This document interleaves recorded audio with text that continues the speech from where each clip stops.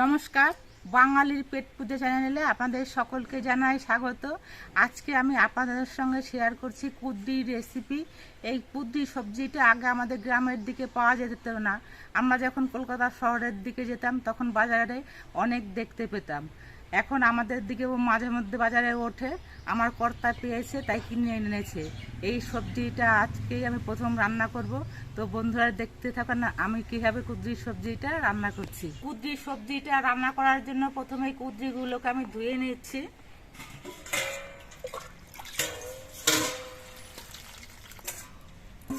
আমাদের বাজার থেকে 500 গ্রাম কুদ্রি এনেছিল। দুদিন ঘরে রাখা ছিল, কয়েকটা কুদ্রি লাল হয়ে পেকে গেছিল, সেগুলো ফেলে দিয়েছি। বাদ বাকিগুলো আমি রান্না করার জন্য নিয়েছি। কুদ্রিগুলোকে আমি কেটে নিচ্ছি, দু সাইড থেকে একটুখানি করে ফেলে দিচ্ছি। আর কুদ্রিগুলো মাঝখান থেকে কেটে 4 ভাগ করে নিচ্ছি। এরকম লাল হয়ে গেছে, এটাও নাকি কোনো খাওয়া যায়, আমি সবার মুখে শুনেছি।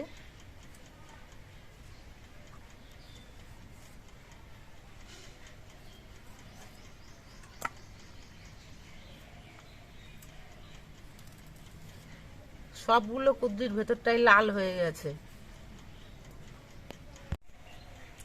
এই কুদ্রিগুলোর আবার ভেতরটা সাদা আছে। এই কুদ্রির সবজিটার সঙ্গে কিন্তু আমাদের গ্রামের দিকের একটা ফলের সঙ্গে ভীষণভাবে মিল আছে, সেটা হলো তেলাকুচ গাছের ফল।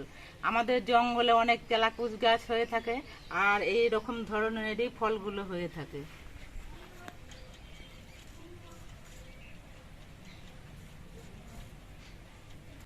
আমি সবগুলো কুদ্রি 4 পিস করে কেটে নিয়েছি। এবার এটা একটা প্লেটের মধ্যে রাখছি। আমি কুদ্রিগুলো আলু আর পেঁয়াজ দিয়ে রান্না করব, তার জন্য আলু আর পেঁয়াজগুলো কেটে নিচ্ছি।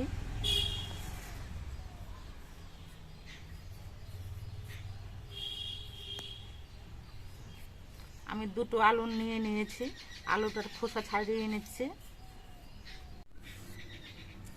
আমরা আলু ভাজার সময় যেমন করে আলু কাটি তার থেকে একটু মোটা করে আমি আলুগুলোকে লম্বা লম্বা করে কেটে নিচ্ছি।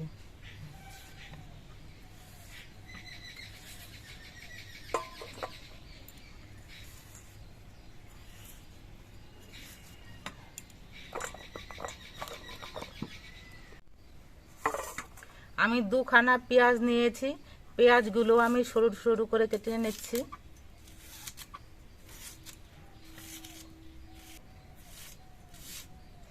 কুদলিটা রান্না করার জন্য কয়েক কোয়া রসুন আমি থেতো করে নিয়েছি, আর অল্প একটু আদা আমি ঘষনি দিয়ে ঘষে নিয়েছি। এবার আমি কুদলিটা রান্না করব, তার জন্য উনুনে কড়াইটা চাপিয়ে দিয়েছি। প্রথমে আমি কুদলিগুলো অল্প ভাপিয়ে নেব। কড়াইতে কুদলিগুলো দিয়ে দিচ্ছি।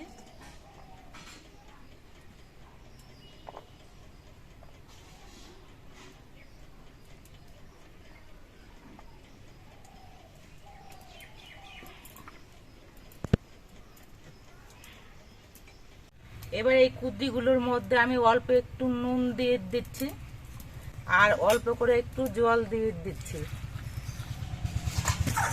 জলের পরিমাণটা অল্প করে দেবো, যাতে কুদ্রিগুলো ভাপানো হয়ে যাবে, আবার জলটাও শুকিয়ে যাবে। এবার ঢেকে দিচ্ছি।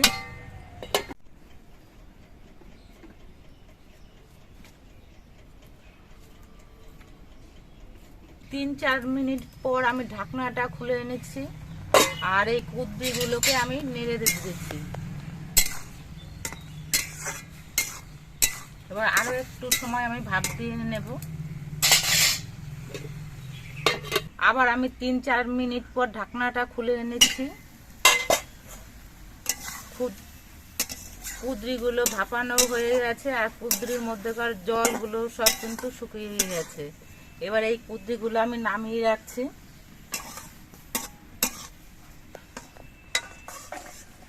এবার কড়াইতে দিয়ে দিচ্ছি সরষের তেল। কড়াইয়ের তেলটা গরম হয়ে যাওয়ার পর এর মধ্যে আলুগুলো ভেজে নিচ্ছি।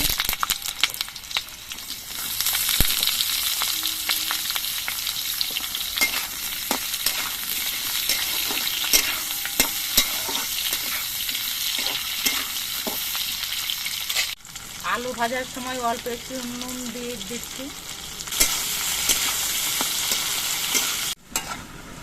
আলুগুলো ভাজা হয়ে গেছে, আলুগুলো আমি নামিয়ে রাখছি।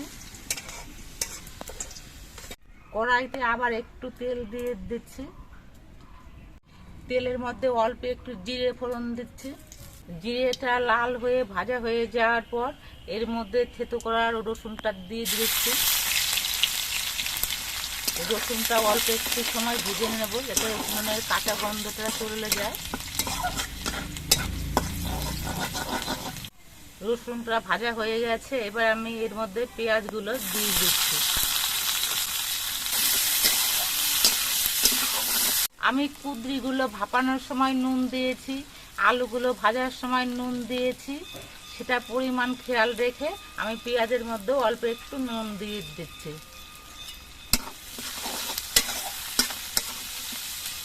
এবার এর মধ্যে আমি দিয়ে দিচ্ছি কয়েকটা চেরা কাঁচা লঙ্কা।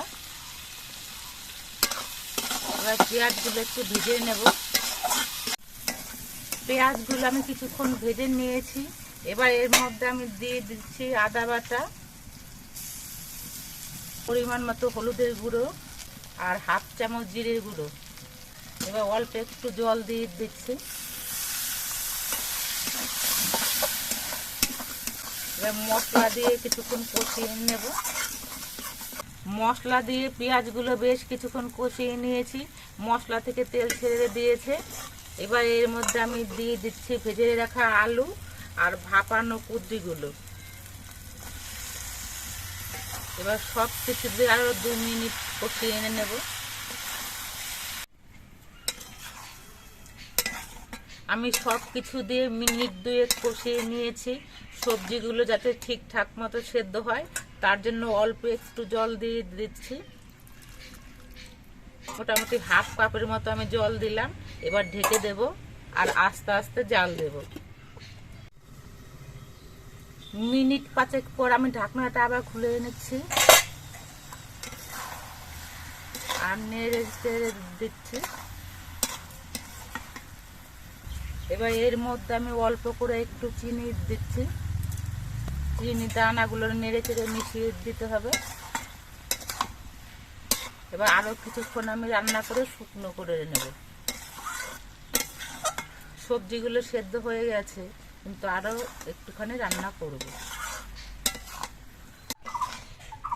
আরো বেশ কিছুক্ষণ রান্না করার পর সবজিগুলো নরম হয়ে বেশ ভাজা ভাজা হয়ে গেছে। কুঁদরি রান্নাটা আমার হয়ে গেছে। এবার এটা আমি নামিয়ে নিচ্ছি। এই রেসিপিটা কিন্তু ভাত, রুটি সবকিছুর সঙ্গে খেতে ভালো লাগবে। আপনারা দেখতে পেলেন আমি কিভাবে কুঁদরি সবজিটা রান্না করলাম। আমার রান্নার পদ্ধতিটা যদি আপনাদের ভালো লাগে তাহলে ভিডিওটিতে একটি লাইক আর চ্যানেলটিকে একটি সাবস্ক্রাইব করে দিয়ে আমার পাশে থাকবেন।